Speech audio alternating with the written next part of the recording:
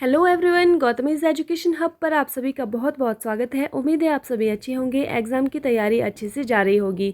आइए चलिए शुरू करते हैं हमारी आज की करंट अफेयर की क्लास 2 अप्रैल 2024 की क्लास। पहला क्वेश्चन हम देखते हैं। हाल ही में संयुक्त राष्ट्र महिला अधिकार और लैंगिक समानता मंच के 69वें सत्र का अध्यक्ष किसे नियुक्त किया गया है? ऑप्शंस हमारे पास रहते हैं ब्राज़ील, भारत, सऊदी अरब या फिर फिलीपींस। इसका सही आंसर हमारे पास रहने वाला है वो है ऑप्शन नंबर सी, सऊदी अरब। देखिए किसकी बात हो रही है, बात हो रही है संयुक्त राष्ट्र महिला अधिकार और लैंगिक समानता मंच। तो यहाँ से हमें पता चल रहा है कि संयुक्त राष्ट्र महिला अधिकार मतलब यूएनओ, यूनाइटेड नेशन जो ऑर्गेनाइजेशन है उसका एक मंच है, ठीक है। उसका 69 नंबर का सत्र है, उसका अध्यक्ष किस देश को नियुक्त किया गया है? तो वो किया गया है सऊदी अरब को। तो यहाँ पर महिला अधिकार और लैंगिक समानता की बात हो रही है, ठीक है। ये आपने ध्यान रखना है कि ये यूएनओ का ही एक मंच है, एक संस्था है हमारे पास UNSCW, जिसका मतलब क्या है, जिसकी फुल फॉर्म क्या है? United nation commission for status of women. ये जो संस्था है ये यूएनओ की ही एक संस्था है। और ये जो आयोग है, ये जो कमीशन है United nation commission for status of women, ये महिलाओं की स्थिति के लिए आयोग बनाया गया है, ठीक है। और इसका कौन सा सत्र है? 69 नंबर का सत्र है, 69वां नंबर का सत्र है, जिसकी अध्यक्षता 2025 में, अभी की बात नहीं हो रही है 2024 की, 2025 की बात हो रही है। कौन करने वाला है? सऊदी अरब करने वाला है। अभी वर्तमान में जो सत्र इसका चला हुआ है वो 68 नंबर का सत्र चला हुआ है। तो उसका जो वर्तमान में जो अध्यक्ष है वो फिलीपींस है, ठीक है। UNSCW जो है इसका जो मुख्यालय है ये कहाँ पर है? न्यूयॉर्क में है। और इसकी जो स्थापना है ये कब हुई थी? ये हुई थी 1946 1946 के अंदर। अब ये जो मंच है, जिस मंच की बात हो रही है, कौन सा मंच? जो हमने अभी पढ़ा कि महिला अधिकार, संयुक्त राष्ट्र महिला अधिकार और लैंगिक समानता मंच, ये जो मंच है इसकी स्थापना हुई है 2010 में, ठीक है। UNSCW की स्थापना हुई है 1946 के अंदर। तो ये जो मंच है, मंच की स्थापना 2010 के अंदर हुई है। और सऊदी अरब की राजधानी क्या है? सऊदी अरब की राजधानी है रियाद। G20 का 2024 में अध्यक्ष कौन है? ये ब्राज़ील है। हमने कल भी पढ़ा था कि G20 का जो अध्यक्ष है वो 2024 में ब्राज़ील रहने वाला है। 2023 में इसकी अध्यक्षता किसने की थी? वो आप जानते हैं, वो इसकी अध्यक्षता जो है वो भारत ने की थी, ठीक है। 2023 में भारत ने की थी। अब भारत ने देखो किसकी अध्यक्षता की थी 2023 में? SCO की भी अध्यक्षता की थी। SCO क्या होता है? संघाई कोऑपरेशन ऑर्गेनाइजेशन, ठीक है। ब्रिक्स, BRICS, इसकी जो 2024 में अध्यक्षता है वो कौन करने वाला है? वो रूस करने वाला है। देखिए वैसे तो इसकी अध्यक्षता जो है वो आनी थी ब्राज़ील के पास, क्योंकि इसमें जो कंट्रीज़ हैं कौन कौन सी हैं? ब्राज़ील, B से ब्राज़ील, R से रशिया, I से इंडिया, C से चाइना और S से साउथ अफ्रीका, ये 5 कंट्रीज़ हैं, ठीक है। तो क्या होता है इसमें, जैसे एक साल में ब्राज़ील के पास आती है, फिर रशिया के पास आती है, इंडिया के पास आती है, चाइना के पास आती है, साउथ अफ्रीका के पास, इस तरह से रोटेट करती रहती है। इस बार जो आनी थी वो आनी थी ब्राज़ील के पास, लेकिन अब ब्राज़ील तो नहीं बना इसका, मतलब ब्राज़ील ने अध्यक्षता नहीं ली है इसकी। तो कौन लेने वाला है इसकी अध्यक्षता? वो लेने वाला है रूस, ठीक है। 2024 में रूस करने वाला है इसकी अध्यक्षता। ब्रिक्स में वैसे तो ये 5 देश हैं, कौन कौन से? ब्राज़ील, रूस, इंडिया, चाइना, साउथ अफ्रीका। लेकिन इसमें 6 देश जो हैं वो शामिल होने वाले थे, लेकिन 5 देश शामिल हुए हैं, छठे देश ने इनकार कर दिया कि हम इसमें शामिल नहीं होने वाले हैं, ठीक है। तो कौन से देश शामिल हुए हैं और किसने इनकार किया है, आइए देखते हैं। तो हाल ही में किस देश ने ब्रिक्स में शामिल न होने की घोषणा की है? तो किसने की है? अर्जेंटीना ने। ये जो क्वेश्चन है ये एग्जाम में पूछा भी जा चुका है कि किस देश ने ब्रिक्स में शामिल न होने की घोषणा की है, तो वो की है अर्जेंटीना ने। बहुत ही इंपॉर्टेंट है, आपके 2024 में जो भी एग्जाम होने वाला है ध्यान से पढ़िए इन क्वेश्चंस को, आपके लिए बहुत ही इंपॉर्टेंट रहने वाले हैं ये। अब ब्रिक्स में जो 6 देश शामिल हुए हैं, ठीक है, 6 और देश शामिल हुए हैं, सऊदी अरब, ईरान, UAE, मिस्र, इथियोपिया, 5 ही हुए हैं शामिल, अर्जेंटीना नहीं हुआ है शामिल। जो घोषणा हुई थी वो किसकी हुई थी? 6 देशों की हुई थी, लेकिन अर्जेंटीना ने इनकार कर दिया है, ठीक है। हाल ही में डेंगू के व्यापक प्रसार के कारण हाल ही में डेंगू के व्यापक प्रसार के कारण किसने स्वास्थ्य आपातकाल की घोषणा की है? ठीक है, तो किसने की है? ये जो आपातकाल की घोषणा की है हमने पढ़ा था, ये हमने पढ़े हैं 1 मार्च से 15 मार्च तक जो रिवीजन मैंने करवाया था आप लोगों को, उसमें हमने पढ़ा था ये। ठीक है, तो उसकी जो घोषणा की है ये की है पेरू ने। किसने की है? पेरू ने। क्या हुआ था वहाँ पर? डेंगू का व्यापक प्रसार हो गया था और उसके लिए जो है स्वास्थ्य आपातकाल उस देश में लगाया गया था। वर्ष 2023 में दुनिया की सबसे कम प्रजनन दर कहाँ दर्ज की गई है? तो ये की गई है दक्षिण कोरिया के अंदर। कहाँ पर की गई है? दक्षिण कोरिया के अंदर की गई है। ये आपका साथ साथ में रिवीजन हो रहा है मार्च मंथ का। ठीक है, हाल ही में बाल विवाह भारत अभियान के तहत जारी रिपोर्ट के अनुसार वर्ष 2022-23 में सबसे ज़्यादा बाल विवाह कहाँ रोके गए हैं? ऑप्शंस हैं बिहार, पश्चिम बंगाल, उत्तर प्रदेश या फिर झारखंड। इसका सही आंसर हमारे पास रहने वाला है वो है ऑप्शन नंबर ए, बिहार। ठीक है, किसकी बात हो रही है? बात हो रही है बाल विवाह भारत अभियान जो है उसके तहत जारी रिपोर्ट है जो कि 22-23 की बात कर रहा है कि इसमें जो सबसे ज़्यादा बाल विवाह हैं वो कहाँ पर रोके गए हैं? बिहार में। अभी भी बाल विवाह होते हैं। ठीक है, तो कहाँ पर सबसे ज़्यादा होते हैं? बिहार में सबसे ज़्यादा होते हैं। दूसरे नंबर पर हमारा वेस्ट बंगाल आता है, तीसरे नंबर पर ये उत्तर प्रदेश आता है और चौथे नंबर पर झारखंड आता है। ठीक है, अब देखिए कितने बाल विवाह रोके गए हैं, तो इनकी इतनी संख्या है, कितनी है? 59,364 इतने बाल विवाह जो है रोके गए हैं। अब 26% लड़कियां तो उनमें ऐसी थी जो कि 10 से 14 वर्ष की थी और 0.6% लड़कियां ऐसी थी जो कि 9 वर्ष से कम थी। ठीक है, तो अभी भी इतनी स्थिति में जो है बिहार में बाल विवाह को रोका गया है। बाल विवाह निषेध अधिनियम 2006 का है। क्वेश्चन आपके एग्जाम में आ सकता है कि ये जो अधिनियम है किस वर्ष का है और इसके लिए जो इस अधिनियम के तहत जो है वो लड़का कितने वर्ष का होना चाहिए? 21 वर्ष का होना चाहिए लड़के की आयु, और लड़की की आयु जो है वो 18 वर्ष की होनी चाहिए। ठीक है, हाल ही में ब्रिटेन में किंग चार्ल्स तृतीय ने नाइटहुड उपाधि हासिल करने वाले पहले भारतीय कौन है? ठीक है, क्या क्वेश्चन है कि किंग चार्ल्स तृतीय से नाइटहुड उपाधि हासिल करने वाले पहले भारतीय कौन है? तो ये जो पहले वाले क्वेश्चन होते हैं ये आपके एग्जाम के लिए बहुत इंपॉर्टेंट रहते हैं। तो ये जो पहले भारतीय हैं ये कौन है? इनका नाम है सुनील भारती मित्तल। क्या नाम है इनका? सुनील भारती मित्तल। ये हमने ये रिवीजन है आपकी क्लास का, पहली क्लास का। ठीक है, जो मार्च का जो पहला हमने करंट अफेयर पढ़े हैं उसका जो है ये रिवीजन है। हाल ही में किस राज्य में स्थित कुलशेखरपट्टनम में इसरो के दूसरे स्पेस पोर्ट की आधारशिला रखी गई है? तो ये रखी गई है तमिलनाडु में। कहाँ पर रखी गई है? तमिलनाडु में। मतलब जैसे कि जो इसरो का जो एक स्पेस सेंटर है कहाँ पर है? श्रीहरिकोटा आंध्र प्रदेश के अंदर। तो ये दूसरे नंबर का है जो कि कुलशेखरपट्टनम में रखा गया है और कहाँ पर? तमिलनाडु में इसकी आधारशिला जो है वो रखी गई है। हाल ही में अंतर्राष्ट्रीय बाजरा वर्ष 2023 का समापन समारोह कहाँ हुआ है? देखिए आप जानते हैं कि जो 2023 वर्ष है वो बाजरे का वर्ष घोषित किया गया था। ठीक है, और तो इसका जो समापन बता रहे हैं वो कहाँ पर समारोह हुआ है? कहाँ? नैरोबी, रोम, जिनेवा या फिर लंदन में हुआ है। इसका सही आंसर हमारे पास रहने वाला है वो है ऑप्शन नंबर बी, रोम। रोम किसकी राजधानी है? तो रोम है इटली की राजधानी। ये आप लोग अच्छी तरह से भली भांति से इसको जानते हैं। और रोम में एक मुख्यालय है, किस चीज़ का मुख्यालय है? FAO, Food and Agriculture Organisation. ठीक है, खाद्य और कृषि संगठन का जो मुख्यालय है वो कहाँ पर है? रोम के अंदर है, इटली में। ठीक है, अब बात हो रही है अंतर्राष्ट्रीय बाजरा वर्ष 2023। आप जानते हैं कि वर्ष 2023 को बाजरे का वर्ष घोषित किया गया था और बाजरे को मोटा अनाज भी बोला गया है और श्री अन्न भी बोला गया है। इसमें मोटे अनाज की जो किस्में हैं, ठीक है, बहुत सारी किस्में हैं इसके अंदर। नेक्स्ट है, भारत ने अपना श्री अन्न का उत्कृष्ट केंद्र कहाँ स्थापित किया है? बहुत ही इंपॉर्टेंट क्वेश्चन है एग्जाम के लिए। तो ये किया है हैदराबाद में। और 2024 को किसका वर्ष घोषित किया है? कैमलिड्स का वर्ष, ऊंट का वर्ष घोषित किया है। नैरोबी केन्या की बात हो रही है। नैरोबी केन्या जो कि ऑप्शंस में ऊपर हमने देखा, तो यहाँ पर मुख्यालय है UNEP का। ठीक है, यूनाइटेड नेशन एनवायरनमेंट प्रोग्राम का मुख्यालय है नैरोबी केन्या के अंदर। जेनेवा में मुख्यालय बहुत सारे हैं। कुछ मैंने यहाँ पर लिखे हैं। ILO का है, इंटरनेशनल लेबर ऑर्गेनाइजेशन का, WHO World Health Organisation, WMO World Meteorological Organisation, WTO World Trade Organisation, WEF World Economic Forum का भी यहाँ पर मुख्यालय है।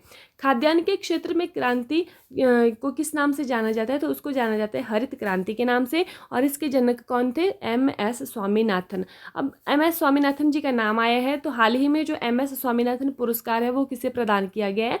वो किया गया है प्रोफेसर BR कम्बोज को। ये सारे के सारे क्वेश्चन आपके एग्जाम के लिए बहुत ही ज़्यादा इंपॉर्टेंट है। हाल ही में भारत की जन औषधि पहल में शामिल होने वाला पहला देश कौन सा है? कौन, किसकी बात हो रही है? भारत की जन औषधि पहल की बात हो रही है, तो उसमें शामिल होने वाला जो पहला देश है वो है मॉरिशस। कौन सा है? इसका सही आंसर हमारे पास रहने वाला है मॉरिशस। ये आपको याद ही करने पड़ेंगे, ठीक है। अंतर्राष्ट्रीय गीता महोत्सव 2024 कहाँ आयोजित किया गया? तो ये किया गया है श्रीलंका में। श्रीलंका में कोलंबो के अंदर इसको आयोजित किया गया है, अंतर्राष्ट्रीय गीता महोत्सव 2024। हाल ही में दुनिया का तीसरा सबसे बड़ा ई-कॉमर्स प्लेटफॉर्म कौन सा है? ठीक है, तो इसमें जो दुनिया का सबसे बड़ा, तीसरे नंबर का सबसे बड़ा ई-कॉमर्स प्लेटफॉर्म जो है वो कहाँ का है? वो है ये वाला ऑप्शन नंबर C, जेम। ठीक है, अब ये जो है ये दुनिया का तीसरे नंबर का सबसे बड़ा ई-कॉमर्स प्लेटफॉर्म बना है। ये कहाँ का है? ये भारत का है। हमारे जो भारत सरकार का ये कॉमर्स प्लेटफॉर्म है, ई-कॉमर्स प्लेटफॉर्म, ये है भारत सरकार का। और ये किसके अंतर्गत आता है? ये आता है 2016 में इसकी स्थापना हुई है। और किसके अंतर्गत आता है? वाणिज्य उद्योग मंत्रालय के अंतर्गत आता है। ये जो कंपनी है ये कोरिया की कंपनी है, ये सिंगापुर की कंपनी है, और ये अमेजोन आप लोग जानते ही हो। ठीक है, हाल ही में भारत के किस राज्य की सरकार ने विश्व आर्थिक मंच के सहयोग से चौथे जीव विज्ञान औद्योगिक क्रांति केंद्र C4IR का शुभारंभ किया है? देखिए, सबसे पहले जो बात होती है वो है, इसमें दो चीज़ें हैं। एक है विश्व आर्थिक मंच, वर्ल्ड इकोनॉमिक फोरम, ठीक है, और दूसरी बात हो रही है यहाँ पर C4IR की। C4IR का मतलब क्या है? अगर आप लोग भूल चुके हैं तो इसका जो अर्थ है वो है सेंटर फॉर इंडस्ट्रियल रिवोल्यूशन। ठीक है, क्या मतलब है इसका? Centre for industrial revolution. तो बात यहाँ पर हो रही है कि भारत की किस राज्य सरकार ने वर्ल्ड इकोनॉमिक फोरम, विश्व आर्थिक मंच के सहयोग से चौथे जीव विज्ञान औद्योगिक क्रांति केंद्र C4IR मतलब सेंटर फॉर इंडस्ट्रियल रिवोल्यूशन का शुभारंभ किया है? तो ये किया है तेलंगाना ने। किसने किया है? ये तेलंगाना ने। आप लोग जानते हैं कि तेलंगाना की राजधानी क्या है? वो है हैदराबाद। और तेलंगाना कब एक राज्य बना है? 2 जून 2014 को। कौन से नंबर का स्टेट बना है ये? 29 नंबर का। जब ये बना था उस टाइम पे 29 नंबर का स्टेट बना था। भारत में तेंदुओं की स्थिति पर रिपोर्ट के अनुसार सर्वाधिक तेंदुओं की संख्या कहाँ दर्ज की गई है? तो ये की गई है मध्य प्रदेश के अंदर, और दूसरे नंबर पर स्थान है महाराष्ट्र का। ठीक है, हाल ही में उत्तर कोरिया के प्रतिबंधों की निगरानी के संयुक्त राष्ट्र पैनल के आदेश पर किसने वीटो किया है? संयुक्त राज्य अमेरिका, चीन, ब्रिटेन या फिर रूस ने? तो इस पे जो वीटो किया है वो किया है उत्तर कोरिया के प्रतिबंधों की निगरानी के संयुक्त राष्ट्र पैनल के आदेश पर वीटो किया है रशिया ने। ठीक है, क्या बात हो रही है यहाँ पर? जैसे कि UNO आप लोग जानते हैं, UNO एक संस्था है, यूनाइटेड नेशन ऑर्गेनाइजेशन। उसमें कितने सदस्य हैं? उसमें सदस्य हैं 15 सदस्य में से जो 5 सदस्य होते हैं वो होते हैं स्थायी मेंबर, परमानेंट मेंबर्स, और उसमें से 10 मेंबर जो होते हैं वो होते हैं नॉन परमानेंट मेंबर। ठीक है, अब जो 5 मेंबर्स हैं वो परमानेंट मेंबर हैं, उसमें उनके पास होती है वीटो पावर। वीटो पावर का अर्थ होता है, मान लीजिए कोई विधेयक है, अगर जैसे हमारे यहाँ पर संसद है, ठीक है, अगर कोई बिल है वो राज्यसभा से पास होकर चला जाता है, लोकसभा से पास होकर चला जाता है, दोनों हाउस से जब वो पास हो जाता है तो वो चला जाता है हमारे जो प्रेसिडेंट है उनके पास। अब प्रेसिडेंट के पास एक पावर होती है जिसको कि वीटो पावर बोला जाता है। प्रेसिडेंट क्या कर सकते हैं? उस बिल को पास नहीं कर सकते हैं, उसको अपनी पॉकेट में रख सकते हैं, उसको पॉकेट वीटो बोलते हैं कि उन्होंने उसको कोई भी उस पर हस्ताक्षर नहीं दिए, ना तो उन्होंने वापस उसको लौटाया कि आप लोग इसमें सुधार कर लो, इसमें ये जरूरत है। ठीक है, तो उस पावर को बोलते हैं वीटो पावर। उसका मतलब रोकना, उस अधिनियम को रोक देना कि उसको कुछ भी आगे कार्यवाही न करना, उसका अर्थ है वीटो पावर का। तो वैसे ही जो 5 मेंबर्स हैं उनके पास है वीटो पावर, वो उसको रोक सकते हैं। ठीक है, लेकिन जो 10 मेंबर्स हैं वो क्या करते हैं? वो हर 2 साल के लिए, 2 साल के लिए वो अध्यक्षता करते हैं इसकी, UNO की। ठीक है, तो जो यूएनएससी है, यूनाइटेड नेशन सिक्योरिटी जो काउंसिल है, मतलब संयुक्त राष्ट्र सुरक्षा परिषद है, उसमें कितने मेंबर्स हैं, हमने बात की अभी, वो है 15 सदस्य।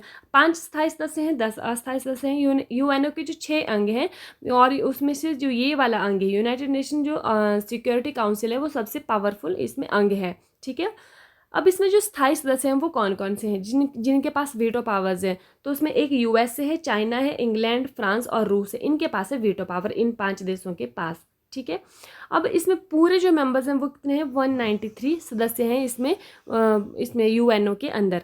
ठीक है, तो इन्होंने एक बिल जो दक्षिण कोरिया के खिलाफ जो है एक बिल आया था, विधेयक आया था। अब रूस ने कहा है कि भाई हम जो है इस बिल को पास नहीं होने देंगे।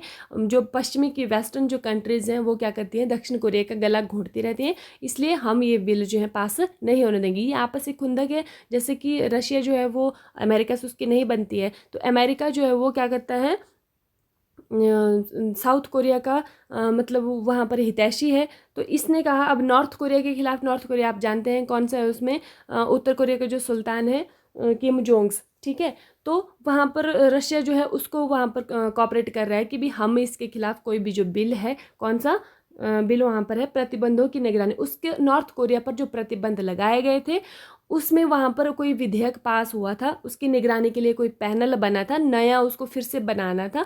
तो उसके लिए जो रशिया ने मना कर दिया। अब जब रशिया ने मना कर दिया है 5 देशों में से अगर कोई भी एक देश वहाँ पर मना कर देता है तो उसको क्या करना पड़ता है, उसको रोकना पड़ता है, उसके ऊपर कोई भी कार्रवाई नहीं होती। यहाँ तक आप लोगों को समझ आ गया होगा। ठीक है, तो कितने मेंबर्स हैं यूएनओ के अंदर, यूएनओ में मेंबर है वर्तमान में 193।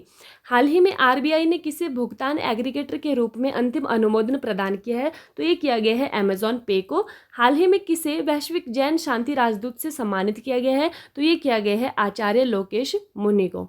हाल ही में international transgender day of visibility कब मनाया गया है, ऑप्शंस हैं 28 मार्च, 29 मार्च, 30 मार्च या फिर 31 मार्च। ठीक है, इसका सही आंसर हमारे पास रहने वाला है वो है ऑप्शन नंबर डी, 31 मार्च।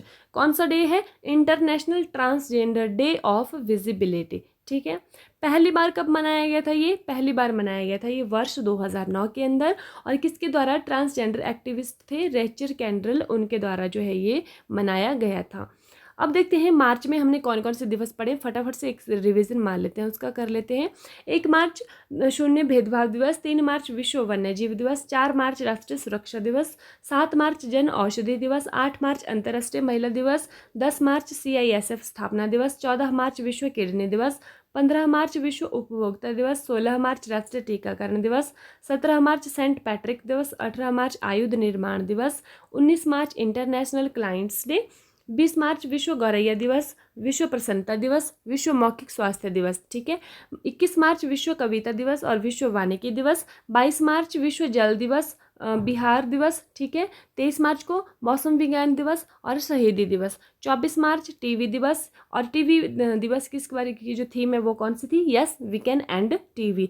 27 मार्च को विश्व रंगमंच दिवस और 30 मार्च को अंतर्राष्ट्रीय शून्य अपशिष्ट दिवस, और 31 मार्च को ये वाला जो डे है ट्रांसजेंडर का, ये वाला मनाया गया। हाल ही में ईरान के इमेजिंग उपग्रह पार्स-1 को अंतरिक्ष में किसने लॉन्च किया है, तो ये किया है जो रशिया की जो एजेंसी है, कौन सी है, रॉसकॉस्मॉस, उसने इसको लॉन्च किया है ईरान के इमेजिंग उपग्रह पार्स-1 को। हाल ही में डीआरडीओ ने ओडिशा तट पर किस अत्यधिक कम दूरी की वायु रक्षा प्रणाली का सफल परीक्षण किया है, आप लोगों को याद है या नहीं, इसका नाम था वशोराध। क्या नाम था इसका, वशोराध। तो ये अत्यधिक कम दूरी की वायु रक्षा प्रणाली है जिसको कि डीआरडीओ ने ओडिशा तट पर लॉन्च किया है, इसका सफल परीक्षण किया है।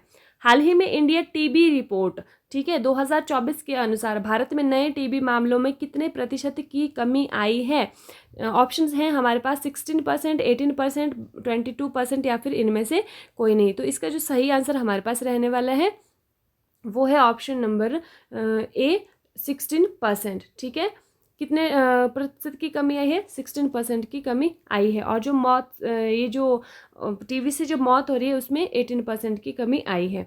हाल ही में पहली बार अंटार्कटिका की मुख्य भूमि तक किसने दस्तक दी है, तो ये दी है बर्ड फ्लू ने। किसने दी है, बर्ड फ्लू ने पहली बार दी है। तो ये क्वेश्चन जो है आपके लिए याद करने जरूरी होते हैं। हाल ही में भारत ने किस नदी पर बांध बनाकर पाकिस्तान जाने वाले पानी को रोका है, तो ये बनाया है रावी नदी पर। ठीक है, नेक्स्ट है, हाल ही में किसे अंतर्राष्ट्रीय संस्कृति अवार्ड से सम्मानित किया गया है? Meena Chandara, Riken Yamamoto, Kristina Piskova, Tiger Woods. इसका सही आंसर हमारे पास रहने वाला है वो है ऑप्शन नंबर ए, मीना चंदारा। कौन सा अवार्ड इनको मिला है? अंतर्राष्ट्रीय संस्कृति अवार्ड। ठीक है, रिकेन यामामोटा, इनको कौन सा अवार्ड मिला है? इनको मिला है प्रित्जर पुरस्कार 2024। किसके क्षेत्र में मिलता है ये वाला? वास्तुकला के क्षेत्र में मिलता है, आर्किटेक्चर की फील्ड में मिलता है। क्रिस्टिना पिस्कोवा, आपको याद होगी क्या बनी है ये? मिस वर्ल्ड 2023 में कौन है? क्रिस्टिना पिस्कोवा है। टाइगर वुड्स, इनको कौन सा पुरस्कार मिला है?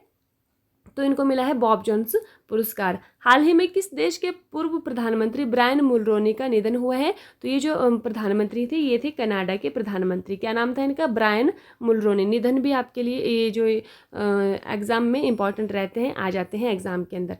हाल ही में पहला UEFA महिला नेशंस लीग का खिताब किसने जीता है? तो ये जो खिताब है ये जीता है स्पेन ने। किसने जीता है?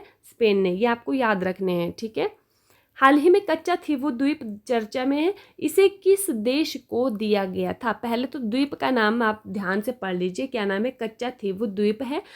ठीक है, चर्चा में रहा है, किस देश को दिया गया था? Sri Lanka, Indonesia, Japan, Maldives. इसका सही आंसर है हमारे पास श्रीलंका। भाई ये जो अब पता चल रहा है इस बात से कि ये जो द्वीप है ये भारत का द्वीप था और इसको दिया गया था, किसी समझौते के द्वारा दिया गया था, तो ये दिया गया था श्रीलंका को। ठीक है, तो कच्चा थीवू द्वीप है कहाँ पर? ये जो कच्चा थीवू द्वीप है ये है पाक जल डमरू मध्य। पाक जल डमरू मध्य आपको पता होगा किसके बीच में है? भारत और श्रीलंका के बीच में है, पाक स्ट्रेट जिसको हम बोलते हैं। तो यहाँ पर एक छोटा सा द्वीप है जो कि बंगाल की खाड़ी को अरब सागर से जोड़ता है। 285 एकड़ हरित क्षेत्र था ये और 1976 तक भारत का था ये। ठीक है, हालांकि श्रीलंका और भारत के बीच एक विवादित क्षेत्र है जिस पर आज श्रीलंका हक जताता है। दरअसल साल 1974 में तत्कालीन प्रधानमंत्री कौन थे? उस समय पर प्रधानमंत्री श्रीमती इंदिरा गांधी जी ने अपने समकक्ष श्रीलंकाई राष्ट्रपति जो थे श्री मावो भंडार नायके के साथ 1974-76 के बीच 4 समुद्री सीमा समझौतों पर हस्ताक्षर किए थे। इन्हीं समझौतों के तहत कच्चा थीवू द्वीप जो है श्रीलंका को सौंपा गया था। अब बात क्या हो रही है, चर्चा में क्यों आ रहा है ये कि जो तमिलनाडु के जो वहाँ पर CM हैं वो बार बार, आज के CM नहीं, पहले से ही बहुत सी सरकारें हैं जो क्या बोल रही हैं कि भाई ये जो समझौता ये गलत कर दिया गया है, ये द्वीप जो है वापस से किसको चाहिए? हमें भारत को ये द्वीप चाहिए। इसका सामरिक महत्व है, जो मछुआरे हैं वहाँ पर उनके लिए बहुत ज़्यादा इंपॉर्टेंट है ये वाला जो द्वीप है, कच्चा थीवू द्वीप है। तो इसके लिए जो है इसके चर्चा में है ये, और क्यों दिया गया है इस पर एक विवाद खड़ा हो गया कि हमारा जो भारत का अंग है और ऐसे कैसे किसी को आपने दूसरे देश को इसको दे दिया है। ठीक है, तो इसीलिए है जो ये चर्चा में, और ये मछुआरों के लिए इंपॉर्टेंट है। और यहाँ पर जो है एक इजाज़त मिल गई थी, एक समझौता हुआ था कि जो भारत के मछुआरे हैं भी वहाँ पर वो अपना जाल सूखने के लिए डाल सकते हैं। और यहाँ पर एक जो चर्च है उसके अंदर जो इंडियन जो है वो बिना वीज़ा के जा सकते हैं। ठीक है, तो इस तरह की बातें इस द्वीप के बारे में हैं। तो यही है कि अब जो तमिलनाडु के CM हैं वो क्या बोल रहे हैं कि हमें क्या चाहिए, जो द्वीप है ये हमें वापस चाहिए, भारत को चाहिए, ये हमने श्रीलंका को नहीं देना था, ये गलती से दे दिया गया है। तो इसीलिए ये जो है चर्चा में है, आपने ध्यान रखना है। इस तरह के क्वेश्चन जो है एग्जाम में पूछ लेते हैं। हाल ही में ऑक्सफोर्ड पुरातत्वविदों द्वारा खोजी गई हड़प्पा युग की किलेबंदी बस्ती मोरोधारो कहाँ पर स्थित है? तो ये जो है बस्ती है ये है गुजरात के अंदर। ठीक है, तो आपको ध्यान रखना है कि हड़प्पा युग की जो है वो किलेबंद बस्ती है मोरोधारो, जो कि कहाँ पर स्थित है? गुजरात में स्थित है। हाल ही में रोमन रोलैंड पुस्तक पुरस्कार 2024 किसे प्रदान किया गया है? तो ये किया गया है पंकज कुमार चटर्जी को। नाम आपने याद रखना है। हाल ही में किस देश ने फ़ोन पे से UPI पेमेंट की शुरुआत की है? ऑप्शंस हैं UAE, फ्रांस, सऊदी अरब या फिर इनमें से कोई नहीं। इसका सही आंसर हमारे पास रहने वाला है option number A, UAE, United Arab अमीरात। ठीक है, अब देखते हैं कि UPI जो है, UPI का आविष्कार किसने किया है? तो ये जो भारतीय रिजर्व बैंक है, national payments corporation of India, जिसको कि हम NPCI बोलते हैं, और इंडियन बैंक्स एसोसिएशन ने जो है वो UPI की शुरुआत की है। NPCI रुपए भुगतान प्रणाली का जो एक प्रणाली का प्रभारी है, जो वीज़ा और मास्टर कार्ड की तरह ही काम करता है। ठीक है, श्रीलंका, देखिए पहले कौन कौन से ऐसे देश हैं जो कि UPI अपना रहे हैं? वैसे भी Sri Lanka, Mauritius, France, UAE, Singapore, Bhutan और नेपाल हैं। 7 देश जो हैं वो UPI अपना रहे हैं इंडिया का। अब पहला देश जो कौन है वो है नेपाल, UPI को अपनाने वाला।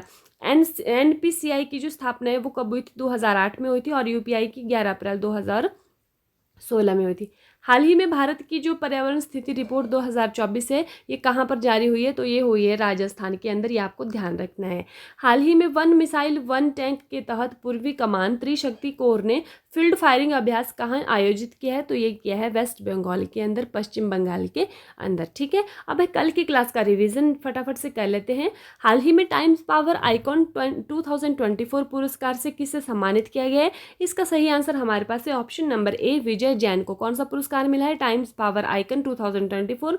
ठीक है, मैंने बताया था कि उद्योगपति और जो मशहूर हस्तियां हैं वहाँ पर जो सभी थे वहाँ पर। ठीक है, हाल ही में डेनियल कनमैन का निधन हुआ है, वह कौन थे? तो हमने देखा है, पढ़ा है कल, ये नोबेल पुरस्कार विजेता थे जिनको कि 2002 में अर्थशास्त्र का नोबेल पुरस्कार जो है वो मिला था। हाल ही में आईसीसी एलिट पैनल में शामिल होने वाले पहले बांग्लादेशी एम्पायर कौन थे? तो इसका सही आंसर क्या है? हमारे पास शरफुद्दौला है, जो कि आईसीसी एलिट पैनल में शामिल होने वाले पहले बांग्लादेशी एम्पायर थे। हाल ही में IMT ट्राइलेट 2024 अभ्यास जो है वो कहाँ पर संपन्न हुआ है? तो ये हुआ है नकाला, मोजाम्बिक के अंदर। तीनों देशों के बीच में हुआ है, तंजानिया, श्रीलंका और मालदीव्स के अंदर।